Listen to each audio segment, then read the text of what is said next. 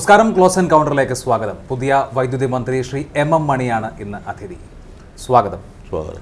സംസ്ഥാനത്തെ ജലസംഭരണികളെല്ലാം കൂടി 2096 ദശലക്ഷം യൂണിറ്റ് വൈദ്യുതി ഉൽപ്പാദിപ്പിക്കാനുള്ള വെള്ളം മാത്രമേ അവശേഷിക്കുന്നുള്ളൂ. അതായത് നമ്മൾ മുഴുവൻ വൈദ്യുതി ആവശ്യത്തിനും ഈ ജലം ഉപയോഗിച്ചാൽ കൃത്യം ഒരു മാസത്തേക്കുള്ള വെള്ളം മാത്രമേ അവശേഷിക്കുന്നുള്ളൂ. വൈദ്യുതിയെ സംബന്ധിച്ച് വലിയൊരു പ്രതിസന്ധിയിലാണോ നമ്മൾ?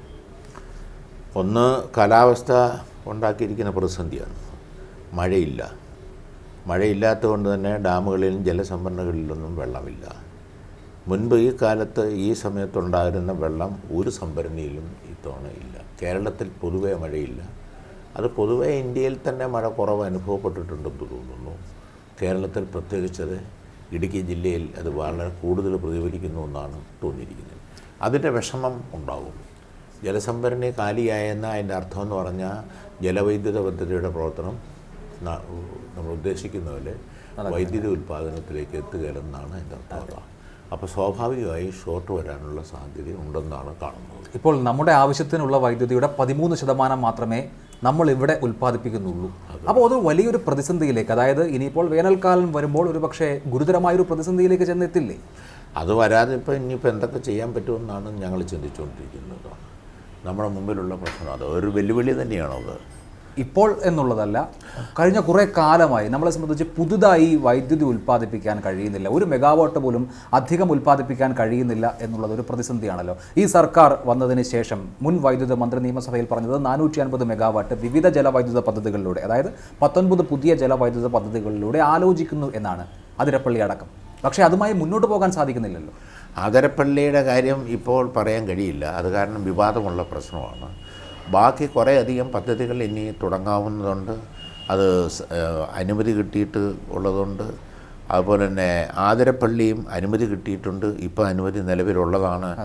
പക്ഷേ അത് വിവാദമുള്ളതുകൊണ്ട് അതിനെപ്പറ്റി ഞാനിപ്പോൾ വേണ്ടത്ര ആലോചിക്കാതെ പറയുന്നത് ശരിയല്ലാത്തതുകൊണ്ട് ഞാനിപ്പോൾ അതിനെപ്പറ്റി പ്രതികരിക്കുന്നില്ല. അപ്പോൾ അതേസമയം മറ്റ് അനുമതി കിട്ടിയതും നിർമ്മാണ പ്രവർത്തനം കുറച്ച് നടന്നു കഴിഞ്ഞ് പെൻഡിങ് ആയിപ്പോയതും ഇനി നിർമ്മാണ പ്രവർത്തനം തുടങ്ങേണ്ടതുമായ കുറേയധികം പദ്ധതിയുണ്ട്. ആ പദ്ധതി എങ്ങനെ മെച്ചപ്പെടുത്തി എങ്ങനെ തുടങ്ങാം, അത് തുടങ്ങുന്നതിനുള്ള നടപടികൾ സ്വീകരിക്കുക എന്നുള്ളത് പരമപ്രധാനമാണ്, അതിപ്രധാനമാണ് എന്നാണ്. ഈ ജലവൈദ്യുത പദ്ധതികളെ സംബന്ധിച്ചിപ്പോൾ ആതിരപ്പള്ളിയുടെ അതേ പ്രശ്നം മറ്റ് ജലവൈദ്യുത പദ്ധതികൾക്കും വരാമല്ലോ. ആതിരപ്പള്ളി ആണെങ്കിൽ 163 മെഗാവാട്ടിൻ്റെ പദ്ധതിയാണ്. പക്ഷേ ഇവിടെ മുഖ്യമന്ത്രി പിണറായി വിജയൻ വിശദീകരിക്കുന്നു, ഇത് മുന്നണി നേരത്തെ ചർച്ച ചെയ്ത് തീരുമാനിച്ചതാണെന്ന്. മുൻ വൈദ്യുത മന്ത്രി നിയമസഭയിൽ തന്നെ ഈ പദ്ധതി നടത്തിപ്പിന് ഞങ്ങൾ പ്രതിജ്ഞാബദ്ധരാണെന്ന് പറയുന്നു. പക്ഷേ ഇത് മുന്നോട്ട് പോകുന്നില്ലെന്ന് പറഞ്ഞാൽ വിവിധ എതിർപ്പുകൾ വരുന്നുണ്ട് ആ പ്രദേശത്തുനിന്ന്. പരിസ്ഥിതിവാദികൾ ഉയർത്തുന്ന പ്രശ്നമുണ്ട്. വിവിധ ചില രാഷ്ട്രീയ പ്രസ്ഥാനങ്ങൾ എടുക്കുന്ന നിലപാടും എല്ലാം ഇത്തരം പ്രശ്നങ്ങളിലുണ്ട്. അത് സംബന്ധിച്ച് ഇനി കൂടുതൽ ചർച്ചയും ആശയവിനിമയം നടത്തേണ്ട ഒരു പ്രശ്നമാണ്. അതിന് പരിസ്ഥിതി അനുമതിയുള്ള ആതിരപ്പള്ളി പദ്ധതിക്ക് അനുമതി ഉള്ളതാണ്.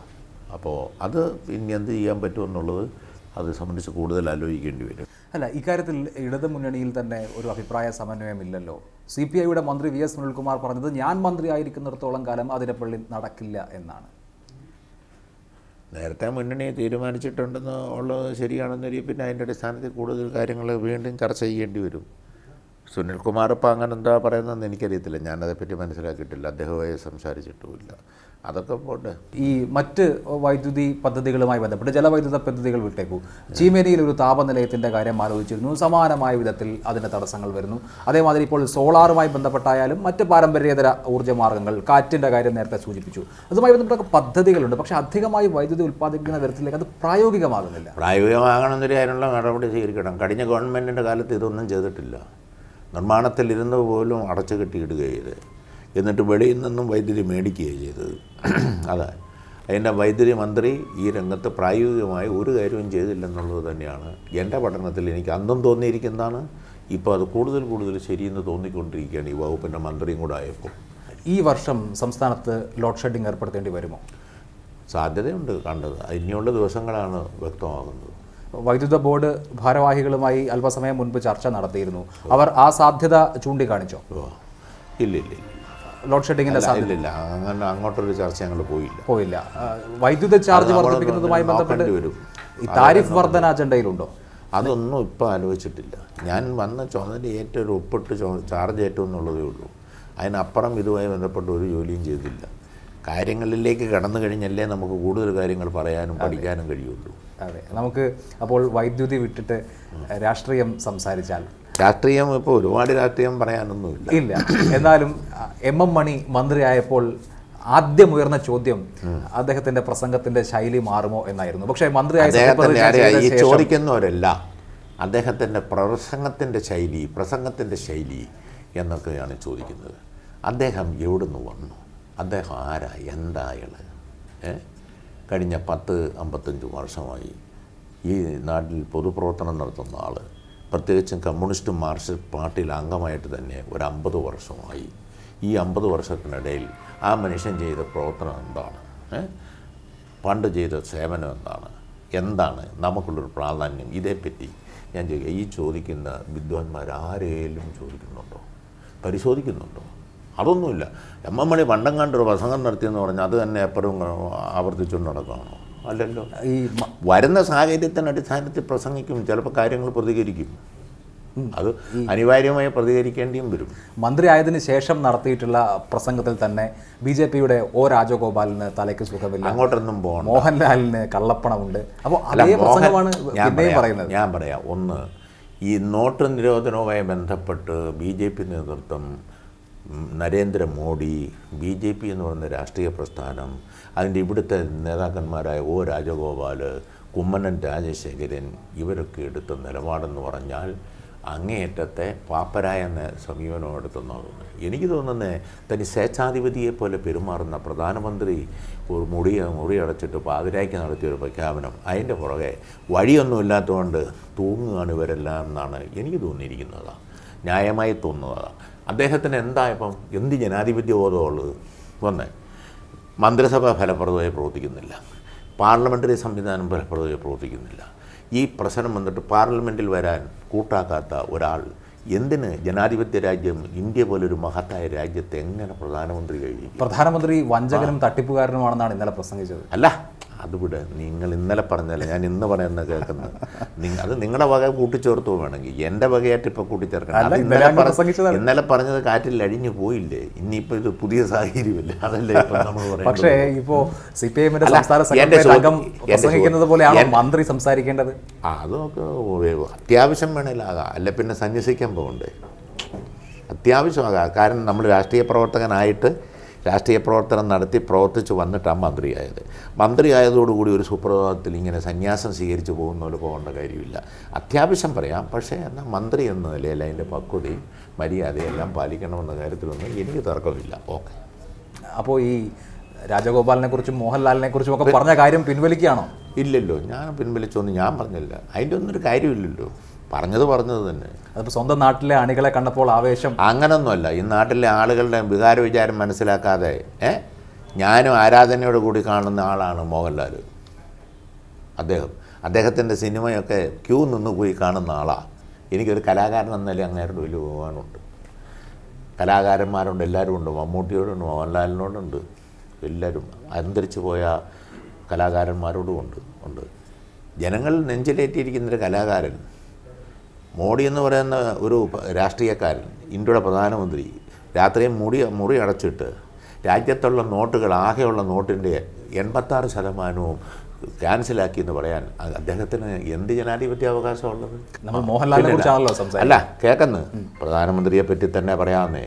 പ്രധാനമന്ത്രി ഇങ്ങനെ ആയതുകൊണ്ടല്ലേ മോഹൻലാൽ അങ്ങനെ പറയേണ്ടി വന്നത്? മോഹൻലാൽ അങ്ങനെ പറഞ്ഞതുകൊണ്ടല്ലേ എം മണി മോഹൻലാലിനെ പറ്റി ഇന്നലെ പറഞ്ഞു എന്ന് പറഞ്ഞത്? അല്ല, ഈ മോഹൻലാലിന് കള്ളപ്പണം ഉണ്ടോ ഇല്ലയോ എന്ന് നമുക്കറിയില്ലല്ലോ, അറിയാമോ? മോഹൻലാലിന് കള്ളപ്പണം ഉണ്ടോ ഇല്ലയോ എന്ന് അറിയില്ലല്ലോ. അതൊക്കെ ഇങ്ങനെ പറഞ്ഞപ്പോൾ അങ്ങ് പറഞ്ഞത് തന്നെ. മന്ത്രിയല്ലേ പറയുന്നത്? അത് വലിയ കുഴപ്പമൊന്നുമില്ലെന്ന്. പുള്ളി പിന്നെ എന്നെ വിളിച്ചില്ലല്ലോ. ചോദിക്കട്ടെ. ചോദിച്ചാൽ എന്ത് പറയും? ചോദിച്ചാലോ? അങ്ങനെ പറഞ്ഞ മര്യാദകേടല്ലേ പറഞ്ഞത്. പുള്ളി ഒരു പൗരകനാണ്, അവകാശമൊക്കെ ഉണ്ട്, അതൊക്കെ ശരി. പക്ഷേ സാധാരണ ഒരു പൗരനാണോ അങ്ങേര്? അല്ലാന്ന എൻ്റെ ഒരു ചിന്ത. എനിക്ക് ബഹുമാനവും ആദരവുള്ളൊരു മനുഷ്യനാണ് കലാകാരൻ എന്ന നിലയിൽ. ആ പുള്ളി നമുക്കും ഈ ലോകത്ത് സാമാന്യ ജനങ്ങൾക്ക്, ഇന്ത്യയിൽ ഭൂരിപക്ഷം വരുന്ന ജനങ്ങൾക്ക് ചിന്തിക്കാൻ പറ്റാത്തൊരു അഭിപ്രായം പറഞ്ഞപ്പോൾ, അതും വലിയ തെറിച്ച് നിൽക്കുന്നൊരു പ്രശ്നത്തിൽ പറഞ്ഞപ്പോൾ ഞാനൊന്ന് പറഞ്ഞു പോയതാന്ന്. എന്നാലും പുള്ളിക്ക് കള്ളപ്പണം ഉണ്ടോ എന്ന് നമുക്കറിയില്ലല്ലോ. അതാ, ഞാനിപ്പോൾ കള്ളപ്പണം നോക്കി പോയില്ലല്ലോ. അല്ല, തൊടുപുഴയിലടക്കം തിയേറ്ററുണ്ട്. അതല്ല, അത് കള്ളപ്പണമായിരിക്കാം എന്നാണ് ഞാൻ ഇനിയിപ്പോൾ അങ്ങോട്ട് പോകണോ? അത് വേണ്ട, അത് ഇനി വിടാം നമുക്ക്. ശരി, ആകസ്മികമായിട്ടാണല്ലോ മന്ത്രിയായത്. ഇ.പി. ജയരാജന് രാജിവെച്ച് ഒഴിയേണ്ട ഒരു സാഹചര്യം ഉണ്ടായി. അങ്ങനെ മന്ത്രിയാക്കാൻ പാർട്ടി സെക്രട്ടേറിയറ്റ് തീരുമാനിക്കുന്നു. അക്കാര്യത്തിൽ ഇ.പി. ജയരാജനെ പാർട്ടി പൂർണ്ണമായും വിശ്വാസത്തിലെടുത്താണോ ഇങ്ങനെ ഒരു തീരുമാനമെടുത്തത്? പിന്നല്ലേ, അല്ല പിന്നെന്നാ. പുള്ളി എന്നിട്ട് സത്യപ്രതിജ്ഞയ്ക്ക് വന്നില്ല. അത് ഞാൻ വിളിച്ചത് എല്ലാ അഭിനന്ദനവും അറിയിച്ചതല്ലേ. ഇ.പി. ജയരാജനും പിന്നെ ശ്രീമതി, അതെ, അവർക്കെല്ലാം വേറെ പരിപാടി ഉണ്ടായിരുന്നു. അതുകൊണ്ട് എന്നെ വിളിച്ചിരുന്നു. ശ്രീമതി ടീച്ചർ അല്ലാതെ തന്നെ ഇവിടുന്ന് കമ്മിറ്റി കൂടി അന്ന് തന്നെ അഭിനന്ദനം പറഞ്ഞു, ക്ഷയിക്കാണ്ട് നിന്നു, അതൊക്കെ ചെയ്തു. അവരുടെ മനസ്സിൽ വേദന ഉണ്ടാവില്ലേ?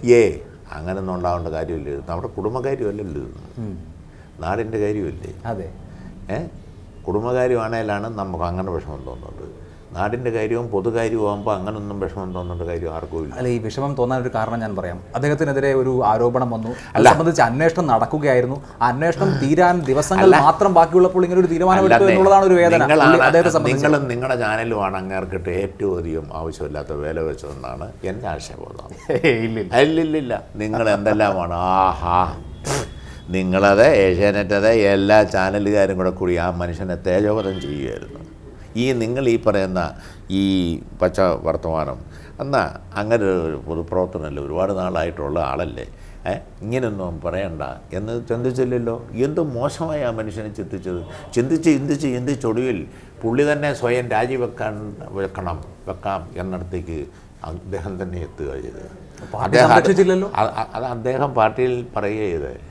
അതിന് ശേഷമാണ് അദ്ദേഹം രാജിവെക്കട്ടെ, അതാണ് നല്ലത്. പക്ഷേ പാർട്ടി സംരക്ഷിച്ചില്ലല്ലോ. പാർട്ടി സംരക്ഷിച്ചില്ലല്ലോ. അങ്ങനെ എങ്ങനെ ചുമ്മാ സംരക്ഷിക്കാൻ പറ്റുമോ? അദ്ദേഹം നിഷ്കളങ്കനാണെങ്കിൽ സംരക്ഷിക്കണ്ടേ? അല്ല, അങ്ങനെ കഴിയില്ല. ഞാനിപ്പം നിഷ്കളങ്കനാണ്, പച്ച മനുഷ്യനാണ് എന്നോർത്ത് എന്നെ എല്ലാ ഘട്ടത്തിലും പാർട്ടിക്ക് സംരക്ഷിക്കാൻ പറ്റുമോ? അത് പറ്റുമല്ലോ.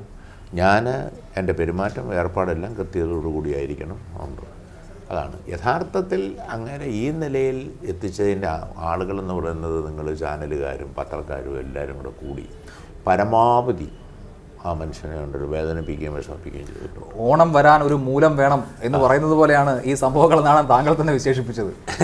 ഓണം വരാൻ ഒരു മൂലം വേണം. അത് ശരി, ഒരു മൂലം ഉണ്ടല്ലേ. മൂലം, പൂരാടം, ഉത്തരാടം, തിരുവോണം, ഔട്ടം.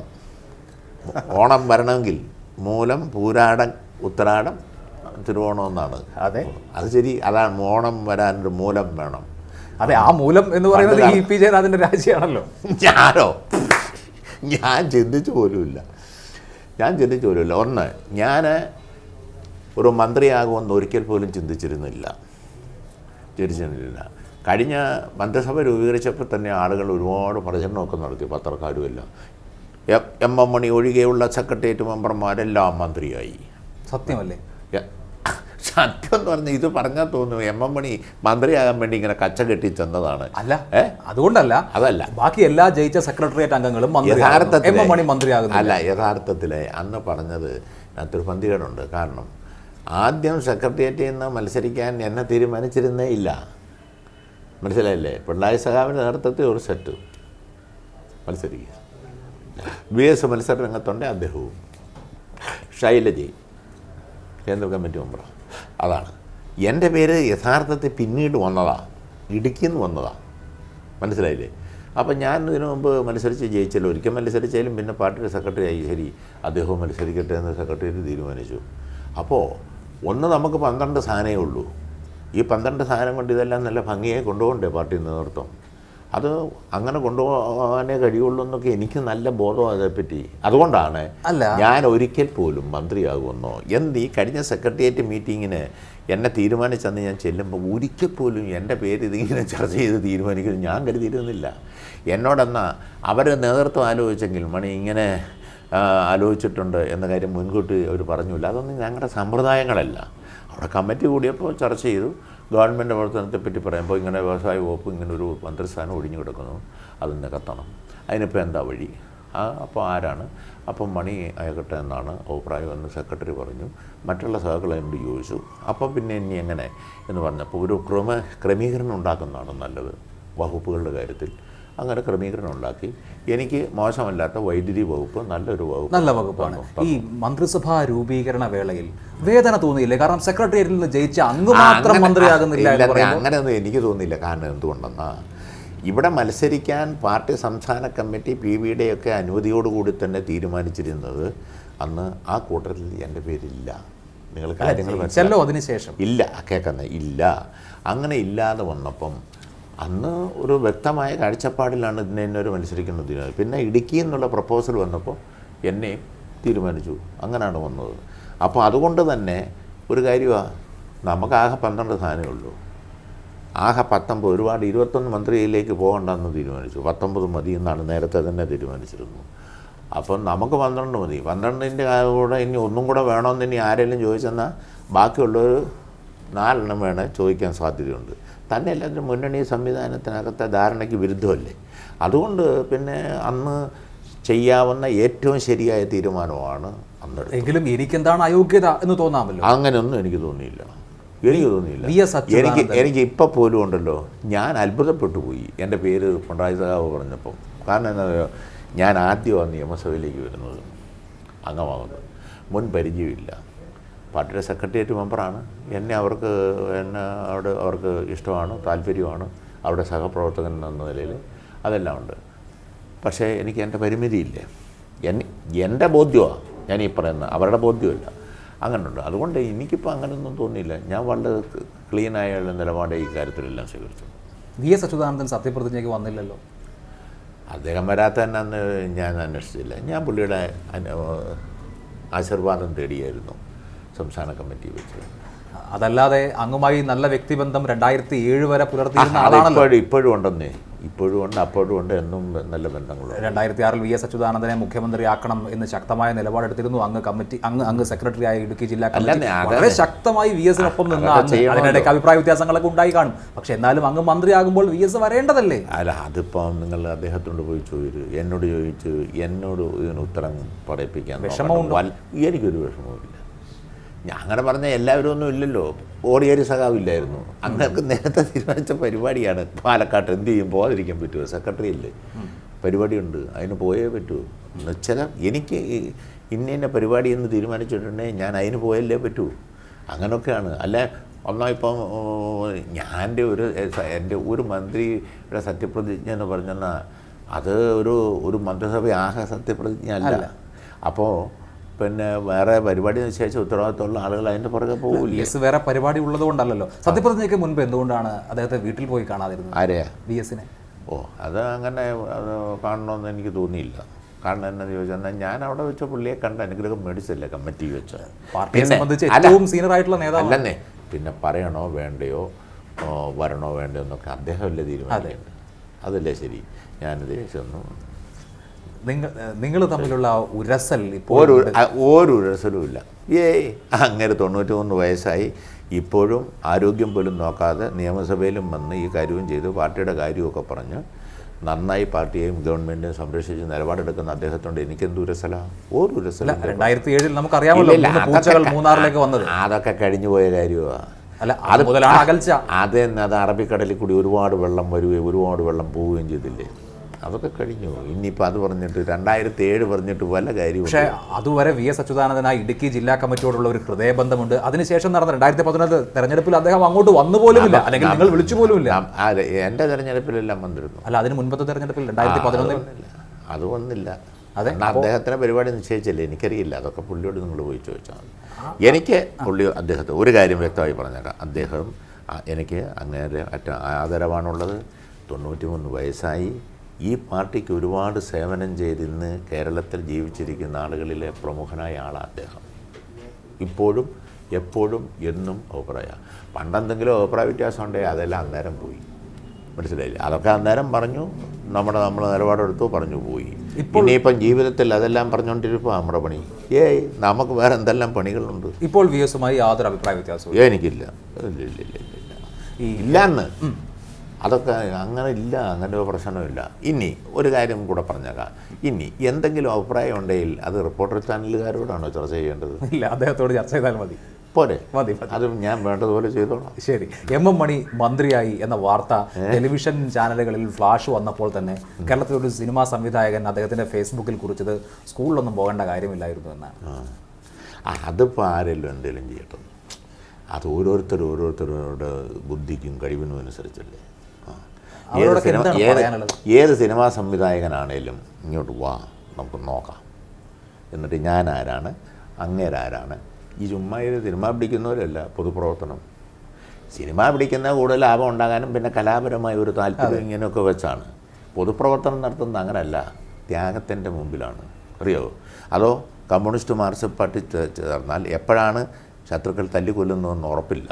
അങ്ങനെയുള്ള പ്രതിസന്ധിയെ നേരിട്ടാണ് എം മണി കഴിഞ്ഞ 19 വർഷക്കാലം ഈ നാട്ടിലെ നന്നായി പണിത്. അതുകൊണ്ട് സിനിമാ സംവിധായകൻ്റെ ഈ ചീട്ടൊന്നും എനിക്ക് വേണ്ട. എനിക്ക് ജീവിതത്തിൻ്റെ സ്കൂളിലാണ് പഠിച്ചത് എന്നല്ലാതെ അതിങ്ങോട്ട് പറയട്ടെ, ആരുമായും സംവാദത്തിന് ഏർപ്പെടാൻ ഞാൻ തയ്യാറാണ്.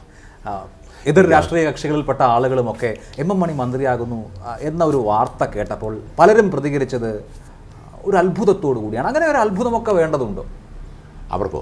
അതിപ്പോൾ അവരോട് ചെന്ന് ചോദിക്കുന്നത്. എന്നാലും ഒരു സാധാരണക്കാരനായ ഒരാൾ മന്ത്രി പദത്തിലേക്ക് വരുമ്പോൾ ചെറിയൊരു അസഹിഷ്ണുത അങ്ങനെയൊക്കെ തോന്നിയിട്ടുണ്ടോ? ഇല്ല, എനിക്കില്ല. അങ്ങനെയൊന്നുമില്ല. എനിക്ക് നല്ല സംതൃപ്തിയാണ്. എനിക്ക് അഭിമാനമാണ് തോന്നി. എന്നാന്ന് ചോദിച്ചാൽ, ഞാൻ ഏറ്റവും ദരിദ്ര പശ്ചാത്തലത്തിൽ ജനിച്ച് ചെറിയ വിദ്യാഭ്യാസമുള്ള ഞാൻ കഴിഞ്ഞ അരനൂറ്റാണ്ടിലധിക കാലം പൊതുപ്രവർത്തനം നടത്തി, കമ്മ്യൂണിസ്റ്റ് മാർക്സിസ്റ്റ് പാർട്ടിയുടെ പ്രവർത്തനം നടത്തി, കൃഷിക്കാരെയും തൊഴിലാളികളെയും സംഘടിപ്പിച്ച് നിരന്തരം പോരാടി, ശത്രുക്കൾ നിരന്തരം ആക്രമിച്ച് എൻ്റെ ബന്ധുജനങ്ങളെയും ആക്രമിച്ച്, മനസ്സിലായില്ലേ? അങ്ങനെല്ലാം ആണ് ഞാൻ ഈ കാലഘട്ടത്തിൽ പ്രവർത്തിച്ചത്. ഇത്രയും നാളും കേസ്, കള്ളക്കേസുകൾ, അറസ്റ്റ്, ജയില്, അടിയന്തരാവസ്ഥയിൽ അറസ്റ്റ്, പോലീസ് സ്റ്റേഷനെ കൊണ്ട് വിലങ്ങ് വെച്ച് കെട്ടിവെച്ചു 13 ദിവസം. ഈ സാഹചര്യം എൻ്റെ സഹോദരനെ കൊണ്ട് പോലീസ് തല്ലി കൊല്ലാക്കൊല്ല ചെയ്തു. താമസിക്കാതെ രോഗം വന്നയാളും മരിച്ചു. എൻ്റെ ഒരു അളിയനെ ഏരിയ കമ്മിറ്റി മെമ്പറായിരുന്നു, വെട്ടിക്കൊന്നു 11 കഷണമായി RSSകാർ. ഇങ്ങനെയെല്ലാം ചെയ്തിട്ടും ഞാൻ വിട്ടുവീഴ്ചയില്ലാതെ പ്രവർത്തിച്ച് വന്നു. പാർട്ടിയുടെ സംസ്ഥാന കമ്മിറ്റി വന്നു, സംസ്ഥാന സെക്രട്ടേറിയറ്റായി. ഈ കേരളത്തിലെ കമ്മ്യൂണിസ്റ്റുകാർക്ക് കിട്ടാവുന്ന വലിയ സ്ഥാനമാണത്, പാർട്ടിയുടെ സംസ്ഥാന സെക്രട്ടേറിയറ്റ്. അതാണ്. പിന്നെ സ്ഥാനമെന്ന് പറഞ്ഞാൽ PV യും CC ഒക്കെ ഉള്ളൂ. CC central committee member, PV member, ഇതൊക്കെയാണ് കിട്ടാവുന്നതിൽ വലിയ സ്ഥാനം കിട്ടി. മനസ്സിലായില്ലേ? തെരഞ്ഞെടുപ്പിൽ നിന്നു തെരഞ്ഞെടുപ്പിൽ നിന്നു ജയിച്ചു. ഇതേ ഞാൻ പോലും പ്രതീക്ഷിക്കാതിരിക്കുമ്പം എം മണി മന്ത്രിയാകണമെന്ന് തീരുമാനിച്ചു എന്ന് പറഞ്ഞാൽ അധികം ഇനിയിപ്പോൾ ഒരു സാധാരണ പ്രവർത്തകന് വരഞ്ഞ് എന്താ ഉള്ളത് ഒന്നുമില്ല. അത് ഒരു വലിയ കാര്യമില്ലേ? എനിക്ക് എൻ്റെ പാർട്ടിയെ പറ്റി ഉണ്ടല്ലോ ഭയങ്കര പണ്ട് മുതൽ വലിയ ആത്മവിശ്വാസമാണ്, വലിയ ആദരവാണ്. ത്യാഗമൊക്കെ അംഗീകരിക്കപ്പെട്ടു എന്ന സന്തോഷമുണ്ടോ? അതൊക്കെ അത് ചുമ്മാതാണോ? പിന്നെ ചുമ്മാതാണോ? ഇപ്പോൾ ഈ ഒരു അഡ്വക്കേറ്റ് ഉണ്ട് ജയശങ്കർ, അയാളൊക്കെ എന്ന് പറഞ്ഞാൽ മഹാമോശമായിട്ടാണ് എന്നെ പറ്റി ചർച്ച ചെയ്യുന്നത്. അയാളിങ്ങനാകാനോ? അയാൾ നേരത്തെ ചർച്ച ചെയ്യുന്നത് കണ്ടു, പിണറായി വിജയനോ അയാൾക്ക് ആരാ വോട്ട് ചെയ്യുന്ന അയാൾ നിന്നാൽ അന്നൊക്കെയാണ് ചോദിച്ചത്. ഞാനിപ്പോൾ മന്ത്രിയായപ്പോഴും പുള്ളി അങ്ങനെ ചർച്ച ചെയ്തവരുമുണ്ട് ആളുകൾ. മനസ്സിലായില്ലേ? അങ്ങനെ ചർച്ച ചെയ്തവരുമുണ്ട്. അവരോടൊന്നും വിരോധം? എന്ത് വിരോധം? അങ്ങനെ ചിലർ കിടന്ന് കുരയ്ക്കും, അത്രയേ ഉള്ളൂ. ഞങ്ങളുടേതായ ജോലിയുമായിട്ട് ഞങ്ങളങ്ങ് പോവും. അതാണ്. ഒന്നിനും വിട്ടുവീഴ്ച ചെയ്യുന്ന പ്രശ്നമില്ല, ഒരു കൂസലും ഇല്ല ഈ കാര്യത്തിൽ. എനിക്ക് എന്നെ ഏൽപ്പിച്ചിരിക്കുന്നത് ജോലി ഞാൻ ചെയ്യാവുന്ന അത്രയും നല്ല ജോലി ചെയ്ത് കാണിക്കും. ഒരു സാധാരണക്കാരൻ മന്ത്രിയാകുമ്പോൾ അയാളെ കുഴിയിൽ ചാടിക്കാൻ ചില ആളുകൾ വരാമല്ലോ. പിണറായി വിജയൻ അദ്ദേഹം സ്ഥാനമേൽക്കുന്നതിന് മുൻപ് തന്നെ ചില അവതാരങ്ങളെക്കുറിച്ച് സൂചിപ്പിച്ചു. ഇ.പി. ജയരാജൻ കുഴിയിൽ ചാടി. താങ്കൾ എന്തെങ്കിലും മുൻകരുതൽ എടുത്തിട്ടുണ്ടോ? അങ്ങനൊന്നുമില്ല. ഓരോ കാര്യങ്ങളുടെയും വരുന്നതിൻ്റെ ശരിയും തെറ്റും നോക്കിയല്ലേ എൻ്റെ നിലപാട്. അത്രേ ഉള്ളൂ. അല്ല, അക്കാര്യത്തിൽ മുൻവിധിയൊന്നുമില്ല. സ്വാധീനിക്കാൻ മുൻവിധിയില്ല. അത് വരുമ്പോൾ എങ്ങനെയാണ് വരുന്നതെന്നൊക്കെ നമുക്കറിയാൻ വരെ. അപ്പോൾ അതിനനുസരിച്ച് നമ്മൾ നിലപാടം എടുക്കുമ്പോൾ അത്ര തന്നെ. അല്ല, ഇതിപ്പോൾ വൈദ്യുതി വകുപ്പാണ്. മുൻപ് പിണറായി വിജയൻ വൈദ്യുതി മന്ത്രിയായിരുന്നപ്പോഴാണ് SNC ലാവ്ലിൻ കേസൊക്കെ ഉണ്ടായത്. അതൊക്കെ നിങ്ങളെപ്പോലെയുള്ളവരെല്ലാം കൂടെ കൂടി ഉണ്ടാക്കിയതല്ലേ. അതൊക്കെ എനിക്കറിയാവുന്നല്ലേ. അല്ല, അപ്പോൾ പുതിയ വൈദ്യുതി പദ്ധതികൾ തുടങ്ങിയ കാര്യങ്ങളൊക്കെ ആലോചിക്കുമ്പോൾ ഒരു ജാഗ്രത. എൻ്റെ പേരിലും വല്ല ലാവലിലും വരുന്ന വന്നോണ്ടെന്ന് ഞാൻ അതിനെയൊക്കെ അങ്ങോട്ട് ഒന്ന് വെറും സിമ്പിളായിട്ട് നേരിടും. എനിക്കിതൊന്നും ഒരു വിഷയമേ അല്ല. എം എം മണിയോട് വളരെ വൈകാരികമായി അടുപ്പം സൂക്ഷിക്കുന്ന പാർട്ടി പ്രവർത്തകരാണുള്ളത്. അവർ ആശാൻ എന്ന് സ്നേഹപൂർവ്വം വിളിക്കും. ഇനി മന്ത്രി ആയി കഴിഞ്ഞാൽ അവരോടൊക്കെ ഒരു അകലമുണ്ടോ? എനിക്കൊരകലവുമില്ല. അപ്പോഴും ഇപ്പോഴും അങ്ങനെ തന്നെ. മന്ത്രിയായ മണിയാശാൻ പഴയ മണിയാശാൻ തന്നെ, ഒരു മാറ്റവും ഏത് ഘട്ടത്തിലും അങ്ങനെയാണ്. ഇനിയിപ്പോൾ സ്വാഭാവികമായും പ്രസംഗങ്ങളുടെ എണ്ണം കൂടും. അപ്പോൾ അത് എങ്ങനെയാണോ പഴയ പ്രസംഗം അതുമാതിരി തന്നെ ആയിരിക്കുമോ? അതേപോലെ തന്നെ ആകണമെന്നില്ല. അതിൻ്റെ പരുവത്തിനങ്ങ് ചെയ്താൽ പോരെ. കുറച്ചൊന്ന് ലഘൂകരിക്കും. ഒരുപാട് നേരം പ്രസംഗിക്കാൻ നേരമുണ്ടോ ഇനി? അല്ല, നേരത്തിൻ്റെ അല്ല, ഉപയോഗിക്കുന്ന വാക്കുകളും ശൈലികളും ഒക്കെയാണ് ഞാൻ ചോദിക്കുന്നത്. അല്ല, അതൊക്കെ വാക്കും ശൈലിയൊന്നും മാറ്റേണ്ട കാര്യമില്ല. നമ്മൾ ഒന്നും ചുമ്മാ പച്ചത്തെറിയൊന്നും പറയാറില്ലല്ലോ. ചിലരെ പറയുന്നതൊക്കെ ശരിയാണ്. അതങ്ങനെയാണ്.